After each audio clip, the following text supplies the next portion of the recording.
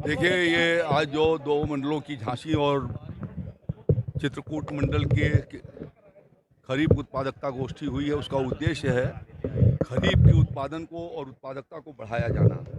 और यहाँ के जलवायु के अनुकूल फसलों को लगाया जाना। साथ साथ में उसका तकनीकी प्रयोग किया जाना, जिससे कि किसानों की फसल अच्छी हो सके, किसान उसका बीज शोधन कर सकें। पिछले वर्षों में यहाँ के किसान भाइयों ने अच्छा प्रयास किया है और उस अच्छे प्रयास की वजह से लगभग 3 लाख हेक्टेयर में यहाँ का खरीफ का क्षेत्रफल बढ़ा है। उसके पीछे योगी आदित्यनाथ जी की सरकार ने और आदरणीय प्रधानमंत्री नरेंद्र मोदी जी की सरकार ने, दोनों ने के जो समेकित प्रयास रहे हैं और विशेष रूप से जो हमारी खेत तालाब योजना बुंदेलखंड की रही है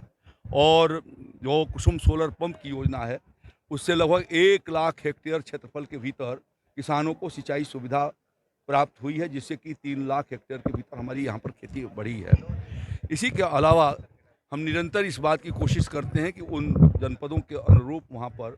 जो किसानों की आवश्यकता है उनको वहाँ पर पहुँचा सकें और यह उत्पादन बढ़ाएं। इसी का परिणाम है कि प्रदेश का 543 लाख मीट्रिक टन से खाद्यान्न उत्पादन बढ़कर के 625 लाख मीट्रिक टन का एक रिकॉर्ड हमारा खाद्यान्न उत्पादन इस साल बढ़ा है।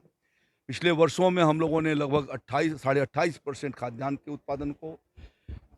44% के करीब दलहन के उत्पादन को और 136% जो है वो हमने तिलहन के उत्पादन को बढ़ाया है। उसमें दलहन के उत्पादन में बुंदेलखंड का बहुत बड़ा योगदान है और अभी भी मैं कहना चाहूँगा कि जो दलहन की का न्यूनतम समर्थन मूल्य है, वो धान के मुकाबले बहुत